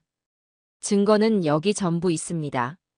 현지는 조금의 망설임도 없이 경찰에게 자신이 확보한 모든 증거, 즉, 진짜 계약서가 담긴 USB와 휴대폰 속의 수많은 증거 사진들을 침착하게 건넸습니다. 형사는 현지의 휴대폰 화면에 띄워진 두 개의 계약서를 비교해보고 최 실장과 민수가 나눈 대화 내용을 훑어보더니 미간을 찌푸렸습니다. 그는 더 이상 질문할 필요도 없다는 듯 고개를 끄덕이고는 민수와 최 실장에게로 다가갔습니다. 정민수 씨, 그리고 최철민 씨. 두 분은 변호사를 선임할 수 있으며 묵비권을 행사할 수 있습니다. 지금부터 하시는 모든 말은 법정에서 불리하게 작용할 수 있습니다. 잠시 저희와 서까지 동행하셔야겠습니다. 경찰의 차갑고 사무적인 목소리가 거실에 선명하게 울려 퍼졌습니다. 그 순간 민수는 마지막 남은 이성의 끈이라도 놓아버린 듯 제게 기어오려고 했습니다. 어머니, 어머니, 저 아니에요. 저 사람이, 저 최 실장이라는 놈이 제 사업이 어려운 걸 알고 접근해서 저를 꼬드긴 거예요. 어머니 재산만 가로채면 다 해결해 준다고 해서 제가 잠시 눈이 멀어서. 어머니, 제 말 좀 들어보세요. 전 정말 속은 거예요. 모든 것을 최 실장의 탓으로 돌리려는 비겁하고도 유치한 변명이었죠. 그의 곁에서 모든 것을 지켜본 저는 그 말이 얼마나 새빨간 거짓말인지 알고 있었으니까요. 최 실장은 그 말에 기가 막힌다는 듯 민수를 노려보며 소리쳤습니다. 이 자식이 지금 무슨 소리를 하는 거야? 먼저 연락해서 이 모든 계획을 짜고 바람잡이 역할을 한 게 누군데? 네가 네 늙은 어머니는 구슬리기 쉽다고 도장 하나 받아오는 건 일도 아니라고 큰 소리쳤잖아. 그들의 추악한 폭로전이 오가는 것을 경찰은 그저 무표정하게 지켜볼 뿐이었습니다. 그리고 곧이어 제 평생 잊지 못할 그 소리가 들려왔습니다. 철컥 하는 차갑고도 날카로운 금속성 소리. 한 형사가 민수의 손을 뒤로 꺾어 수갑을 채우는 소리였습니다. 그 소리는 마치 제 심장에 그대로 박혀버리는 듯 했어요. 제 아들이 제 눈앞에서 진짜 죄인처럼 무력하게 포박당하고 있었습니다. 은색 수갑이 민수의 손목을 조이는 순간 녀석의 마지막 자존심과 어미와의 인연, 그 모든 것이 산산조각 나는 것만 같았습니다. 어머니, 제발 한 번만 용서해 주세요. 제가 다 갚을게요. 평생 어머니 발 씻겨드리면서 살게요. 제가 정말 잘못했어요. 제발 경찰한테 아니라고 말해주세요. 네, 어머니. 민수는 경찰에게 양팔을 붙들려 끌려나가면서까지 제 이름을 부르며 애원했습니다. 그의 눈에서는 굵은 눈물이 쉴 새 없이 흘러내렸죠. 제 아들의 저런 처절하고 비굴한 모습을 저는 태어나서 처음 보았습니다. 마음 한구석이 날카로운 칼로 베어내는 것처럼 아려왔어요. 제 손으로 낳고 기른 자식인데 어미 된 마음에 어찌 아프지 않겠어요. 하지만 저는 고개를 돌려버렸습니다. 눈을 감아버렸습니다. 지금 저 애처로운 모습에 동정심을 느끼고 마음이 약해지면 이 아이는 평생 자신이 무엇을 잘못했는지 깨닫지 못할 겁니다. 자신의 죄에 대한 대가는 고통스럽더라도 스스로 오롯이 치러야만 했습니다. 그것이 제가 어미로서 제 아들에게 해줄 수 있는 마지막 가르침이었습니다. 민수와 최 실장이 경찰에 연행되고 요란했던 소동은 허무하게 막을 내렸습니다. 쿵 하는 소리와 함께 현관문이 닫히자 텅 빈 거실에는 저와 현지 단둘만이 남았습니다. 갈기갈기 찢어진 계약서 조각들이 바닥에 어지럽게 흩어져 있는 모습이 마치 산산조각 나버린 제 마음 같았어요. 저는 소파에 주저앉았습니다. 그제야 억지로 참고 있던 눈물이 본물처럼 터져 나왔습니다. 분노와 배신감, 아들에 대한 원망, 그리고 이 모든 상황을 자초한 것만 같은 제 자신에 대한 한심함까지. 모든 감정이 뒤섞여 걷잡을 수 없이 흘러내렸습니다. 흐흐흐, 내 팔자야. 내가 전생에 무슨 죄를 지었기에 내가 저런 자식을 낳았을까? 여보, 미안해요. 내가 민수를 잘못 키웠어. 저는 어린아이처럼 목 놓아 울었습니다. 그런 제 곁으로 현지가 조용히 다가왔습니다. 그리고는 아무 말 없이 제 등을 가만히 쓸어주었어요. 따뜻하고 부드러운 손길이었습니다. 그 손길에 저는 지난 수십 년의 세월이 주마등처럼 스쳐 지나가는 것을 느꼈습니다. 남편을 잃고 홀로 민수를 키우며 겪었던 서름, 시장 좌판에서 손이 부르트도록 일했던 고된 날들, 아들이 처음으로 엄마라고 불렀을 때의 벅찬 기쁨, 아들이 대학에 합격했을 때 동네 잔치를 벌이며 기뻐했던 일, 그리고 장가 보내던 날의 뿌듯함까지. 그 모든 세월의 끝이 결국 아들의 배신과 눈물이라니 너무나도 허무하고 비참했습니다. 한참을 울고 나서야 저는 겨우 진정할 수 있었습니다. 탈진한 사람처럼 소파에 기대 있는데 현지가 따뜻한 물수건을 가져와 제 눈물 젖은 얼굴을 닦아주었습니다. 현지의 눈가도 붉게 물들어 있었지만 저를 바라보는 그 눈빛은 한없이 단단하고 깊었습니다. 아가, 고맙다. 정말 고맙다. 제 목소리는 형편없이 갈라져 나왔습니다. 너 아니었으면 나는 내 아들 손에 모든 걸 잃고 지금쯤 이 집에서 쫓겨나 길거리에 나앉을 뻔했구나. 이 늙은이 아무것도 모르고 당할 뻔했어. 그러자 현지는 제 손을 꼭 잡아주며 말했습니다. 어머님, 그런 말씀 마세요. 제가 할 일을 한 것뿐인걸요. 저희는 가족이잖아요. 가족. 그 한마디가 제 가슴을 세게 울렸습니다. 피를 나눈 아들은 저를 배신하고 제 재산을 노렸지만 피 한 방울 섞이지 않은 며느리는 저를 구하기 위해 자신의 모든 것을 걸었습니다. 저는 그 순간 깨달았습니다. 진정한 가족이란 핏줄이라는 형식으로 맺어지는 것이 아니라 고난과 역경 속에서 서로를 지켜주는 믿음과 마음으로 맺어지는 것이라는 사실을요. 그래, 가족이지. 너는 이제 내 며느리가 아니라 내 딸이다. 내가 낳지는 않았지만 하늘이 내게 보내준 내 진짜 딸. 저는 현지를 끌어안았습니다. 가녀리지만 단단한 그 몸을 안고 저는 다시 한번 소리 없이 울었습니다. 하지만 이번의 눈물은 아까와는 다른 눈물이었습니다. 절망과 슬픔의 눈물이 아닌 고마움과 미안함, 그리고 새로운 희망이 뒤섞인 따뜻한 눈물이었습니다. 폭풍이 지나간 폐허 속에서 저는 제 인생의 가장 소중한 보물을 발견한 것입니다. 그것은 수백억짜리 땅도 그 어떤 재산도 아닌 바로 제 곁을 든든하게 지켜줄 진짜 내 사람이었습니다. 그날 이후 저와 현지의 관계는 완전히 달라졌습니다. 우리는 더 이상 어색하고 불편한 시어머니와 며느리가 아니었습니다.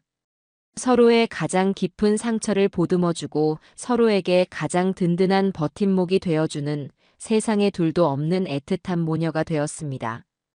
경찰차가 멀어지고 요란했던 사이렌 소리가 동네의 소음 속으로 완전히 스며든 뒤에야 우리 집에는 비로소 완전한 침묵이 찾아왔습니다. 깊이를 알 수 없는 무겁고 서늘한 침묵이었죠. 현관문이 닫히는 순간 제 몸을 위태롭게 지탱하고 있던 마지막 끈마저 툭 하고 끊어지는 기분이었습니다. 저는 그대로 소파 위로 쓰러지듯 주저앉아 마치 영혼이라도 빠져나간 사람처럼 멍하니 허공만 바라보았습니다. 갈기갈기 찢어진 계약서 조각들이 바닥에 어지럽게 흩어져 있는 모습이 꼭 산산조각 나버린 제 인생의 조각들 같아서 차마 눈을 뜨고 볼 수가 없었어요. 모든 것이 꿈이기를 바랐습니다. 이 끔찍한 악몽에서 깨어나면 평소와 다름없는 지루한 아침이 저를 맞이해 주기를 간절히 기도했죠. 어머님. 제 곁으로 다가온 현지가 조심스럽게 제 어깨를 감싸 안았습니다. 그 따뜻한 온기가 제 몸에 닿는 순간 억지로 틀어막고 있던 눈물샘이 터져버렸습니다. 저는 소리내어 우는 법도 잊어버린 사람처럼 그저 흐윽, 흐윽하는 짐승 같은 소리를 내며 한참을 울었네요. 지난 수십 년의 세월이 아들에 대한 원망과 배신감이 그리고 제 자신에 대한 한심함이 한데 뒤엉켜 뜨거운 눈물이 되어 쏟아져 내렸습니다. 현지는 아무 말 없이 그저 아이를 달래듯 제 등을 묵묵히 쓸어주었습니다. 그 따뜻하고 단단한 손길이 아니었다면 저는 아마도 그 자리에서 심장이 멎어버렸을지도 모릅니다. 그날 밤 현지는 집으로 돌아가지 않고 제 곁을 지켰습니다. 제가 잠시 정신을 놓고 있는 사이 현지는 널브러진 계약서 조각들을 말끔히 쓸어 담고 어지럽혀진 거실을 언제 그랬냐는 듯 깨끗하게 치웠습니다.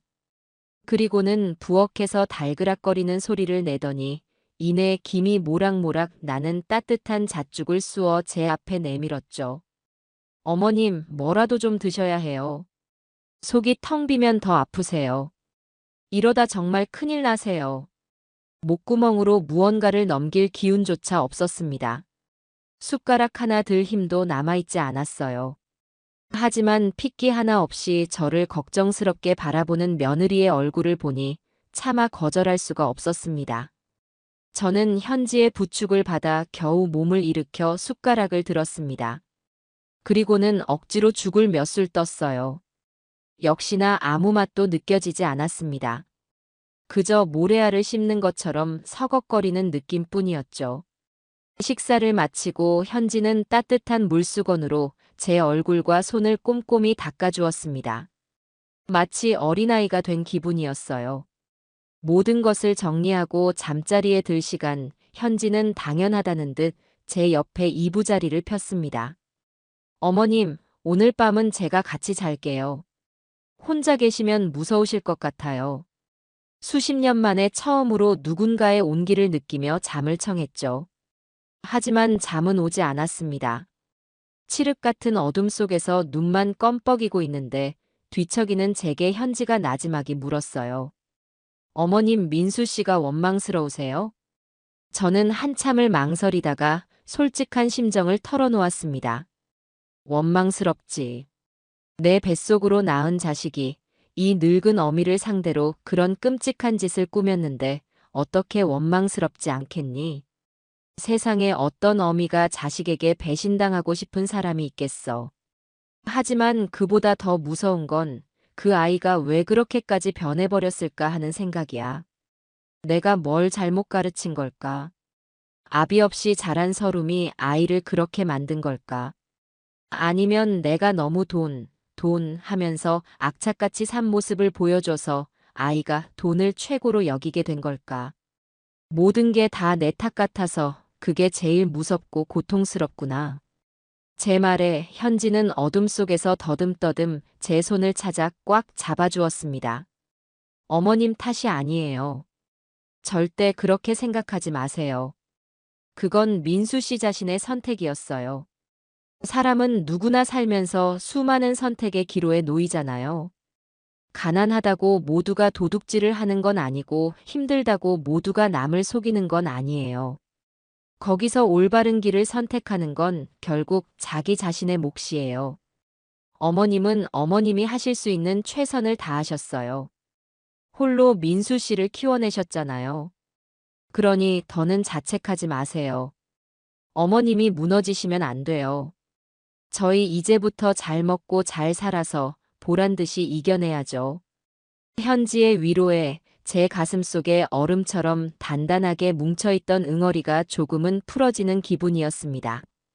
피 한 방울 섞이지 않은 며느리가 피를 나눈 아들보다 더 깊이 저를 이해해주고 있었어요. 우리는 그날 밤 동이 틀 때까지 많은 이야기를 나누었습니다. 제가 기억하는 민수의 어릴 적 모습들, 현지가 기억하는 남편으로서의 민수의 모습들, 그리고 앞으로 우리가 어떻게 살아가야 할지에 대해서요. 그 밤을 기점으로 저는 더 이상 혼자가 아니라는 사실을 깨달았습니다. 제 곁에는 세상 그 누구보다 든든한 내 딸, 현지가 있었으니까요. 다음 날부터 폭풍의 진짜 후폭풍이 몰아치기 시작했습니다. 저희 집에서 일어난 사건은 경찰 조사를 통해 언론에 알려졌고 인터넷 뉴스 사회면에 작게 기사가 실렸습니다. 100억대 땅 사기극, 친아들 구속. 막아선 건 며느리의 용기라는 자극적인 제목이었죠. 기사가 나가자 온 동네가 저희 이야기로 들썩였습니다. 현지는 제가 상처받을까봐 인터넷을 보지 못하게 했지만 세상의 소문까지 막을 수는 없었죠. 며칠 뒤 꼭 필요한 물건이 있어 용기를 내어 시장에 나갔습니다. 저를 알아본 시장 상인들의 시선이 제 등 뒤에 와서 꽂히는 것이 느껴졌어요. 어떤 사람들은 제게 다가와 아주머니 힘내세요. 정말 잘하신 일이에요. 라며 제 손을 잡아주었지만 또 어떤 사람들은 자기들끼리 들으라는 듯이 큰 소리로 떠들었습니다. 아무리 그래도 자식을 어떻게 제 손으로 감옥에 보내나. 쯧쯧, 독한 노인네야. 그러게 말이야. 돈이 뭔지. 핏줄도 몰라보고. 그런 말들이 비수가 되어 날아와 제 가슴에 박혔습니다. 저는 얼굴이 화끈거려 고개를 푹 숙인 채 도망치듯 시장을 빠져나왔어요. 그날 이후 저는 며칠 동안 집 밖으로 한 발짝도 나가지 못했습니다. 세상 모든 사람이 저를 비난하는 것만 같았고 문 밖으로 나서는 것이 두려웠어요. 그런 저를 세상 밖으로 다시 이끌어준 것은 현지였습니다. 현지는 외출복을 챙겨와 제게 억지로 입히고는 제 손을 잡아 끌고 밖으로 나섰습니다. 어머님, 고개 숙이지 마세요. 죄 지은 사람은 우리가 아니라 저들이에요. 어머님은 당당해지실 자격이 충분히 있으세요. 저랑 같이 나가서 맛있는 점심도 드시고 예쁜 옷도 한 벌 사 입으세요. 현지는 제 팔짱을 끼고 보란듯이 동네에서 가장 번화한 거리로 저를 데리고 갔습니다.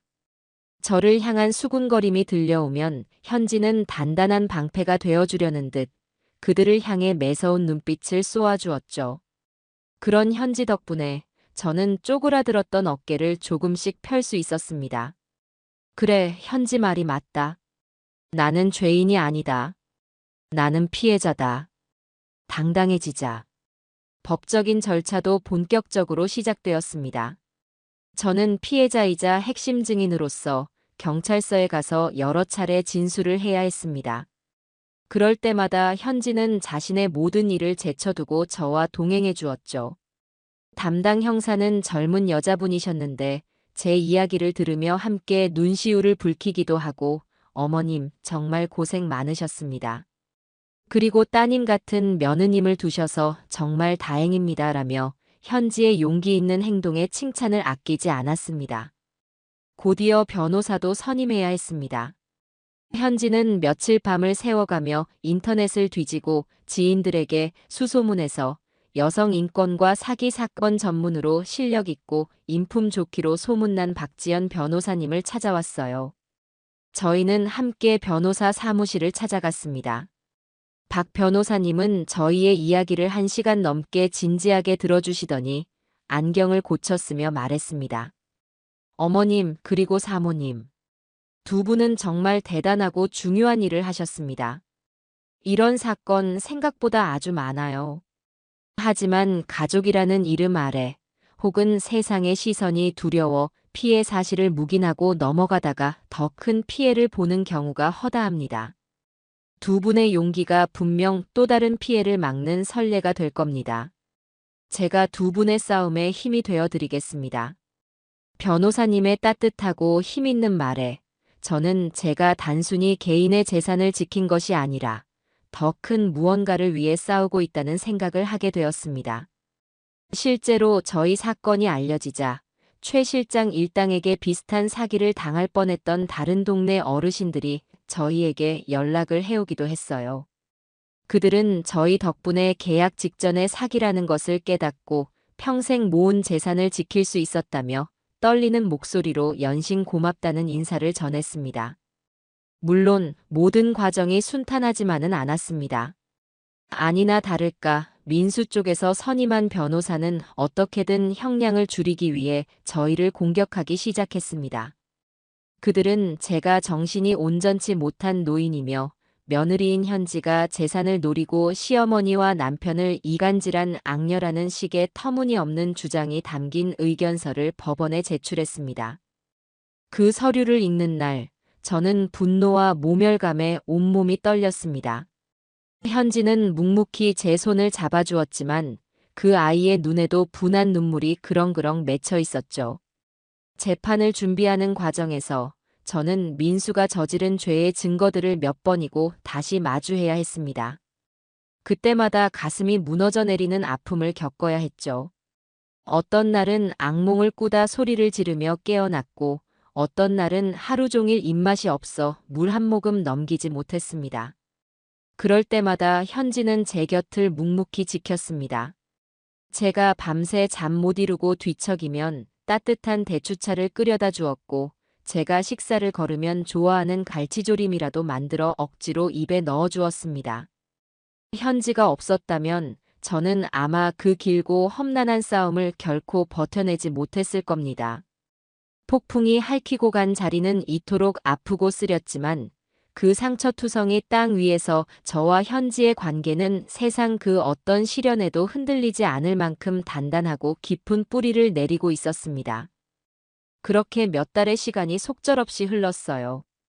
길고 지루한 법적 공방과 피를 말리는 재판 준비 과정 끝에 마침내 첫 정식 재판 날짜가 잡혔습니다.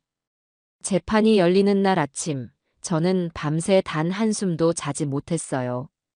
어둠 속에서 눈을 감으면 죄수복을 입은 아들의 모습과 법정의 차가운 공기가 저를 덮쳐왔기 때문입니다. 제 손으로 아들을 법정에 세운다는 사실이 제 발걸음을 보이지 않는 천근만근의 쇠사슬처럼 올가매고 짓눌렀습니다. 현지가 끓여준 따뜻한 우유 한 잔으로 겨우 속을 달래고 저희는 법원으로 향했습니다. 차창 밖으로 스쳐 지나가는 풍경은 평소와 다를 바 없었지만 제 눈에는 모든 것이 잿빛으로 보였어요. 법원으로 향하는 차 안에서 저는 곁에서 운전대를 잡은 현지의 손을 꼭 잡았습니다. 제 손이 병든 사람처럼 사시나무 떨듯 떨리고 있었죠. 어머님, 괜찮으세요? 손이 너무 차가우세요. 괜찮지 않다. 내가 지금 무슨 짓을 하고 있는 건지. 이게 정말로 맞는 길인지 모르겠구나. 어미가 돼서 자식을. 말을 잇지 못하고 입술만 파르르 떨고 있는데 현지가 잠시 신호의 차를 세우고 제 손을 마주 잡아주었습니다. 어머님. 이건 어머님이 하시는 일이 아니에요. 대한민국 법이 하는 일이죠. 민수 씨는 자신의 행동에 대한 책임을 지는 것뿐이에요. 잘못을 했으면 벌을 받는 것, 그게 세상의 순리예요. 어머님이 마음 약해지시면 안 돼요.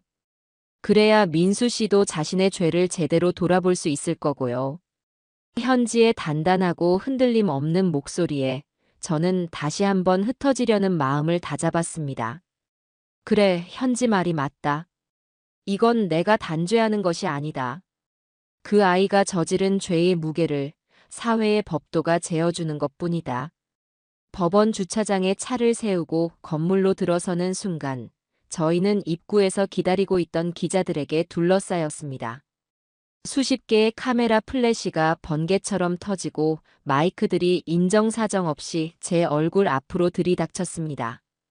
어머님, 아드님을 직접 고소하신 심경이 어떠십니까?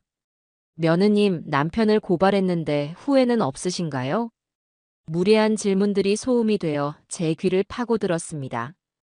저는 당황해서 어쩔 줄을 몰라 하고 있는데 함께 온 박 변호사님과 현지가 제 양옆에서 저를 단단히 감싸 안고 길을 열었습니다. 피해자 보호 요청합니다. 길을 비켜주세요. 현지의 날카로운 외침에 기자들이 마지못해 길을 터주었죠. 그 짧은 복도를 통과하는 시간이 제게는 마치 지옥길처럼 느껴졌습니다. 드디어 법정의 육중한 문을 열고 들어서는 순간 숨이 턱 막혀왔습니다.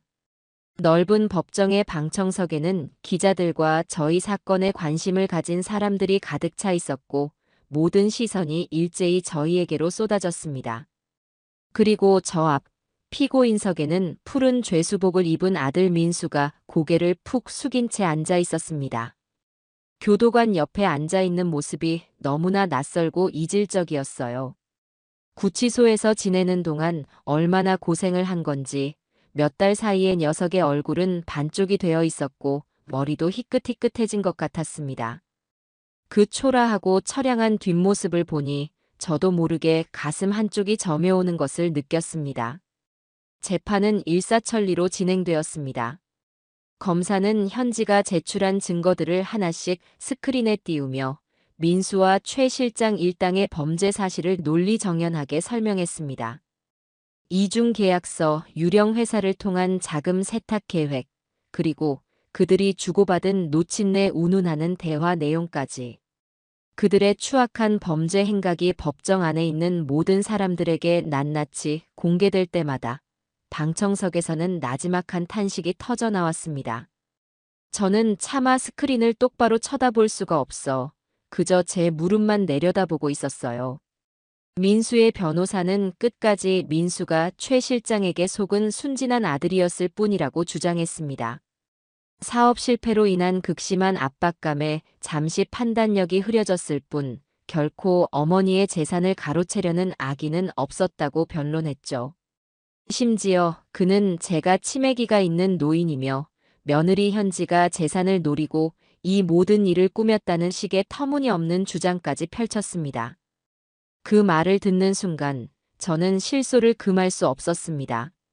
마지막까지 반성 없이 자신의 죄를 회피하고 남에게 덮어 씌우려는 아들의 모습에 깊은 환멸을 느꼈습니다. 마침내 증인석에 선 현지는 조금도 떨지 않고 차분하고 정확한 목소리로 그날의 일들을 증언했습니다. 어떻게 민수의 계획을 알게 되었고 어떤 과정을 거쳐 증거를 확보했으며 계약 직전에 그들을 어떻게 막아섰는지. 민수의 변호사가 증인은 남편의 재산을 노리고 이 모든 일을 꾸민 것 아닙니까? 라는 모욕적인 질문을 던졌을 때도 현지는 흔들리지 않았습니다. 아닙니다. 저는 제 어머님을, 제 가족을 지키려 했을 뿐입니다. 변호사님께 가족은 어떤 의미입니까? 제게 가족은 어떤 상황에서도 서로를 지켜주는 존재입니다. 저는 제 가족을 지켰을 뿐입니다. 현지의 당당한 대답에 변호사는 더 이상 말을 잇지 못했고 방청석에서는 작은 박수 소리가 터져 나오기까지 했습니다. 저 역시 눈물을 참느라 입술을 깨물어야 했죠. 마지막으로 판사가 민수에게 최후 진술의 기회를 주었습니다. 민수는 자리에서 일어나 비틀거리며 저를 향해 고개를 돌렸습니다. 그리고는 눈물로 범벅이 된 얼굴로 말했어요. 어머니 죄송합니다. 제가 정말 죽을 죄를 지었습니다. 이 불효자를 용서하지 마십시오. 돈에 눈이 멀어 어머니와 아버지가 쌓아오신 모든 것을 제가 망쳤습니다. 달게 죄를 받겠습니다. 죄송합니다. 정말 죄송합니다. 그것이 진심이었을까요? 아니면 형량을 줄이기 위한 마지막 연기였을까요? 저는 알 수 없었습니다. 다만 저 눈물이 조금이라도 더 일찍 사기극을 꾸미기 전에 흘렀더라면 얼마나 좋았을까 하는 생각에 가슴이 미어졌습니다. 드디어 선고의 시간. 법정 안의 모든 사람들이 숨을 죽였습니다. 재판장은 엄숙한 목소리로 판결문을 읽어내려갔습니다. 피고인 정민수, 피고인 최철민 외 2인은 피해자와의 신뢰관계를 악용하여 거액의 재산을 편취하려 한 바, 그 죄질이 매우 불량하다. 특히 피고인 정민수는 피해자인 친모를 상대로 인륜을 저버리는 범죄를 주도하였음에도 수사 과정에서 진심으로 반성하는 태도를 보이지 않아 사회로부터 장기간 격리하여 반성의 시간을 갖게 할 필요성이 크다. 이에 피고인 정민수에게 징역 7년, 피고인 최철민에게 징역 5년을. 판결이 내려지는 순간 민수는 그 자리에 주저앉아 아이처럼 큰 소리로 오열했습니다. 저는 아무런 표정도 짓지 않고 그저 굳은 얼굴로 그 모습을 바라보았습니다. 속이 시원하지도 기쁘지도 않았어요. 그저 제 가슴을 수개월 동안 짓누르고 있던 커다란 바위 하나가 쿵 소리를 내며 조용히 내려앉는 기분이었습니다. 모든 것이 끝났다는 안도감과 자식을 감옥으로 보낸 어미의 슬픔이 뒤섞인 복잡하고도 씁쓸한 감정이었죠. 재판이 끝나고 저희는 아무 말 없이 법원을 빠져나왔습니다. 그 후 민수는 제게 면회를 와달라는 편지를 몇 번 보내왔습니다. 편지에는 뒤늦은 후회와 자기 연민이 가득 담겨 있었지만 정작 자신의 잘못이 무엇인지에 대한 깊은 성찰은 보이지 않았어요. 저는 가지 않았습니다. 그 아이에게는 지금 어미의 값싼 용서보다 차가운 독방에서 홀로 자신의 죄를 되돌아보는 시간이 더 필요하다고 생각했기 때문입니다. 그렇게 길고 길었던 법적 다툼이 모두 마무리되고 저희에게는 다시 평화가 찾아왔습니다. 하지만 한 가지 문제가 남아 있었죠. 바로 남편이 남긴 그 땅. 애물단지였던 땅은 이제 제게 씻을 수 없는 상처와 아픔의 상징이 되어버렸습니다. 어느 주말 현지와 함께 그 땅을 찾아갔습니다. 잡초만 무성한 허허벌판을 바라보고 있자니 그날의 끔찍했던 기억들이 다시 떠올라 몸서리가 쳐졌습니다. 어머님, 이제 이 땅은 어떻게 하실 거예요? 이런 곳 볼 때마다 힘든 기억만 떠오르실 텐데 그냥 좋은 값에 팔아버리는 게 속 편할까요? 현지가 조심스럽게 물었습니다. 저 역시 처음에는 그럴 생각이었어요. 이 지긋지긋한 땅, 쳐다보기도 싫은 땅을 팔아서 멀리 떠나버리고 싶었습니다. 하지만 며칠을 고민하던 제 머릿속에 문득 다른 생각이 스쳐 지나갔습니다. 아가, 이 땅 팔지 말자. 네, 그럼요. 이 땅은 네 아버님이 내게 남긴 마지막 선물이고 또 너와 내가 진짜 가족이 되게 해준 의미 있는 땅이다. 이 땅이 돈 때문에 더러워졌으니 이제 우리가 이 땅을 다시 가치 있는 곳으로 만들면 어떻겠니? 저는 현지에게 제안했습니다. 이 땅에 우리 힘으로 작지만 단단한 상가 건물을 하나 짓자고 말이죠. 1층에는 젊은 사람들이 좋아하는 예쁜 카페를 들이고 위층은 병원이나 아이들을 위한 학원 같은 곳에 임대를 주는 겁니다. 그렇게 해서 나오는 수입으로 저와 현지, 그리고 제 눈에 넣어도 아프지 않은 손주들의 미래를 위한 든든한 기반을 만들자고 했습니다. 그것은 단순히 돈을 벌기 위한 계획이 아니었어요. 아들의 탐욕으로 더럽혀진 이 땅을 우리 모녀의 노력과 희망으로 다시 정화하고 새로운 삶의 터전으로 일구고 싶다는 제 나름의 의지였습니다. 제 제안에 현지는 잠시 놀란 표정을 짓더니 이내 아이처럼 환하게 웃으며 제 손을 잡았습니다. 어머님, 정말 좋은 생각이에요. 저도 찬성이에요. 생각만 해도 가슴이 뛰어요. 우리 한번 멋지게 해봐요. 그날 이후 저와 현지는 새로운 꿈을 꾸기 시작했습니다. 저희는 더 이상 과거의 상처에 얽매여 슬퍼하는 피해자가 아니었습니다. 함께 미래를 설계하고 새로운 희망을 만들어 나가는 든든한 동업자이자 세상에 둘도 없는 진짜 가족이었습니다. 아침이면 함께 은행과 구청을 뛰어다니며 대출과 건축 허가를 알아보고 점심이면 건축사무소에서 젊은 건축가와 설계 도면을 들여다보며 머리를 맞대었습니다. 저녁이면 그날 있었던 일들을 도란도란 이야기하며 서로를 격려했죠. 제 인생에 그토록 평온하고 목적의식으로 가득 찬 행복한 시간이 또 있었을까 싶습니다. 아들의 배신이라는 가장 큰 불행 속에서 저는 역설적으로 인생 최고의 행복과 의미를 찾아가고 있었습니다. 마침내 몇 달 후 우리의 꿈이 담긴 건물의 첫 삽을 뜨는 날이 밝았습니다. 그날의 햇살은 유난히도 따스했습니다. 그렇게 3번의 가을이 지났습니다. 강산이 변하려면 아직 한참 멀었지만 저희 모녀의 삶은 그야말로 상전벽해라는 말이 어울릴 정도로 달라졌어요. 아들의 배신으로 얼룩졌던 그 황량한 땅 위에는 이제 번듯한 4층짜리 건물이 들어섰습니다. 저희는 건물에 소연이라는 이름을 붙여주었어요. 밝고 예쁘다는 뜻처럼 어두웠던 저희의 과거를 밝히고 새로운 미래를 예쁘게 가꾸어 나가자는 의미였죠. 소연 빌딩은 어느새 동네의 작은 명물이 되었습니다. 1층에는 젊은 부부가 운영하는 향긋한 커피 향이 가득한 북카페가, 2층에는 언제나 아이들의 웃음소리가 끊이지 않는 피아노 학원이, 3층에는 꼼꼼하기로 소문난 여의사 선생님의 가정의학과가, 그리고 마지막 4층에는 우리 모녀의 아담한 사무실 겸 쉼터가 자리 잡았답니다. 제 하루는 이제 동네 노인정 화투패를 뒤적이는 대신 이 소연 빌딩에서 시작되고 끝납니다. 아침 일찍 현지가 운전하는 차를 타고 건물에 도착해 1층 카페에서 간 내린 따뜻한 커피 한 잔을 마시는 것으로 하루를 열어요. 어머님, 오늘 컨디션은 어떠세요? 어제 밤에 잠은 잘 주무셨고요? 그럼 아주 잘 잤지. 너는 어떠냐? 어제 우리 손주 녀석 숙제 봐주느라 늦게까지 깨어있던 것 같던데. 저는 쌩쌩해요. 아, 어머님. 어제 3층 병원 원장님이 그러시는데 복도 형광등 하나가 깜빡거린다고 교체해야 할 것 같대요. 오늘 관리실에 바로 연락해 둘게요. 그래, 잘 생각했다. 세입자들이 불편한 점이 있으면 바로바로 해결해 줘야지. 그게 건물주 된 도리 아니겠니?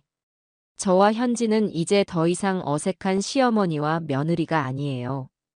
건물의 대소사를 함께 의논하고 결정하는 완벽한 사업 파트너이자 서로의 안위를 누구보다 먼저 챙기는 둘도 없는 친구가 되었죠.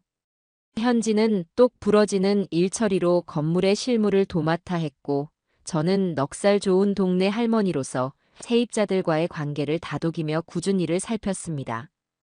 우리의 호흡은 꽤 잘 맞았어요. 그날도 평소와 다름없는 평화로운 오후였습니다. 1층 카페 창가 자리에 앉아 저는 2층 피아노 학원에서 들려오는 서툰 엘리제를 위하여 연주를 들으며 꾸벅꾸벅 졸고 있었어요. 현지는 4층 사무실에서 다음 달 관리비 정산을 하고 있었고요. 그때 제 휴대폰이 띠링하는 소리와 함께 울렸습니다. 현지에게서 온 문자였어요. 어머님, 잠시 4층으로 올라오실 수 있으세요? 드릴 말씀이 있어요. 무언가 심상치 않은 일이 생겼음을 직감했습니다. 저는 느릿하게 몸을 일으켜 엘리베이터를 타고 4층으로 올라갔습니다. 사무실 문을 열자 현지가 딱딱하게 굳은 표정으로 서류 봉투 하나를 들고 저를 기다리고 있었어요. 아가, 무슨 일이냐? 얼굴이 왜 그래? 어머님, 이거 방금 우편으로 왔어요. 현지가 내민 것은 법무부에서 온 등기 우편이었습니다. 봉투를 뜯어 내용을 확인하는 순간 저는 숨을 쉴 수가 없었어요. 그것은 아들 민수의 가석방 심사 통지서였습니다. 7년형을 선고받았던 민수가 모범수로 감형을 받아 한 달 뒤에 사회로 나온다는 내용이었죠. 가석방이라니 벌써? 제 목소리가 저도 모르게 떨려 나왔습니다. 지난 몇 년간 저는 애써 민수를 잊고 살았습니다. 아니, 잊었다기보다는 마음 가장 깊은 곳에 묻어두고 꺼내보지 않으려 애썼다고 하는 편이 맞을 겁니다. 그런데 녀석이 다시 세상 밖으로 나온다니. 그 사실이 마치 망치처럼 제 뒤통수를 세게 내리쳤습니다. 어머님, 괜찮으세요? 현지가 제 어깨를 붙잡았습니다. 저는 겨우 고개를 끄덕였지만 다리는 후들거려 금방이라도 주저앉을 것만 같았어요. 그럼 이제 어떡하면 좋으냐? 그 아이가 우리를 찾아오면. 현지도 아무 말이 없었습니다. 저희의 평화로운 일상에 과거의 망령이 다시 그림자를 들이우기 시작한 것입니다. 그날 밤 저희는 오랜만에 깊은 대화를 나누었습니다. 솔직히 무서워요, 어머님. 민수 씨가 우리 앞에 나타나서 또 무슨 짓을 할지, 혹시라도 앙심을 품고 어머님이나 아이들을 해코지라도 하면 어떡해요. 현지의 목소리에는 숨길 수 없는 두려움이 묻어났습니다. 저는 현지의 손을 꼭 잡아주었어요. 그 아이, 그럴 위인은 못 된다. 하지만 우리에게 돈을 요구하러 올 수는 있겠지. 그럼 어떻게 해야 할까요? 만나줘야 할까요? 저는 잠시 창밖을 바라보았습니다. 저희가 함께 일군 소연 빌딩이 어둠 속에서 은은한 불빛을 내뿜고 있었어요. 저 불빛을 보기 위해, 이 평화를 얻기 위해 우리가 얼마나 힘든 시간을 버텨왔던가. 아니, 만나주지 말자. 우리가 그 아이에게 해줄 수 있는 건 아무것도 없다. 아니, 해줘서도 안 돼. 그 아이의 인생은 이제 그 아이의 몫이야. 우리는 우리 인생을 살면 된다.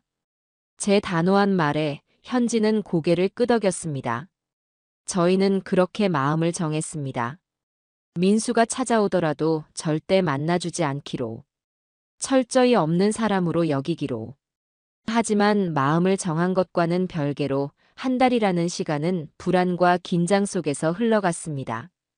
그리고 마침내 민수가 가석방된 지 일주일쯤 지난 어느 초겨울 오후였습니다. 그날따라 날이 유난히 흐렸어요. 저는 1층 카페 창가에 앉아 뜨거운 생강차를 마시며 굳은 날씨에 시큰거리는 무릎을 주무르고 있었습니다. 바로 그때였어요. 제 시선이 무심코 향한 길 건너편에 한 남자가 우두커니 서서 저희 건물을 올려다보고 있었습니다. 낡고 해진 점퍼에 푹 눌러쓴 모자. 마스크를 쓰고 있어 얼굴이 잘 보이지는 않았지만 저는 단번에 알 수 있었습니다.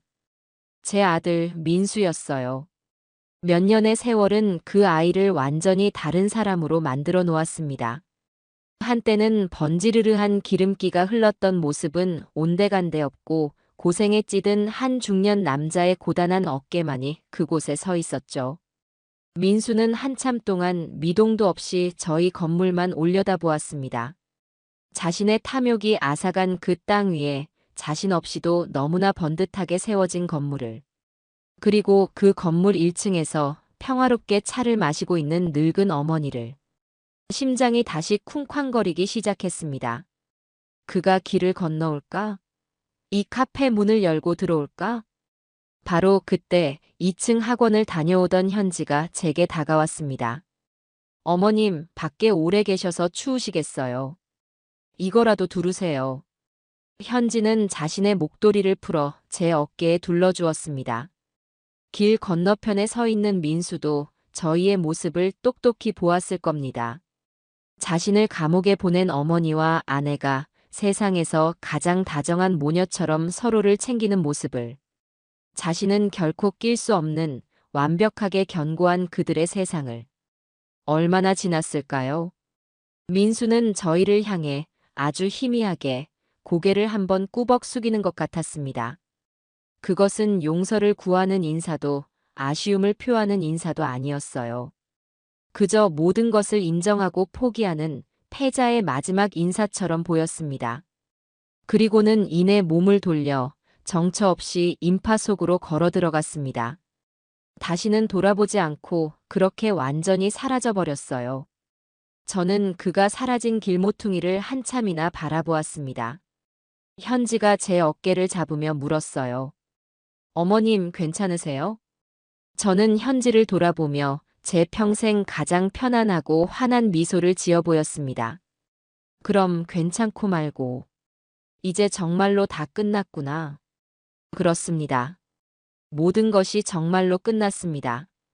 요란한 복수도 눈물의 화해도 필요 없었어요.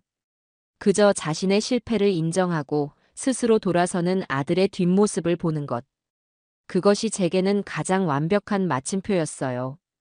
저는 현지와 함께 저희의 희망이 담긴 소연 빌딩을 바라보았습니다. 저녁 노을이 건물의 유리창에 부딪혀 보석처럼 반짝이고 있었어요. 남편이 남긴 진짜 유산은 돈으로 환산할 수 있는 땅이 아니었습니다. 그 땅이 제게 안겨준 지독한 시련, 그리고 그 시련을 통해 얻게 된 진짜 내 딸과 제 자신의 힘으로 살아갈 수 있다는 용기. 그것이야말로 남편이 제게 남긴 세상 그 무엇과도 바꿀 수 없는 진정한 유산이었어요.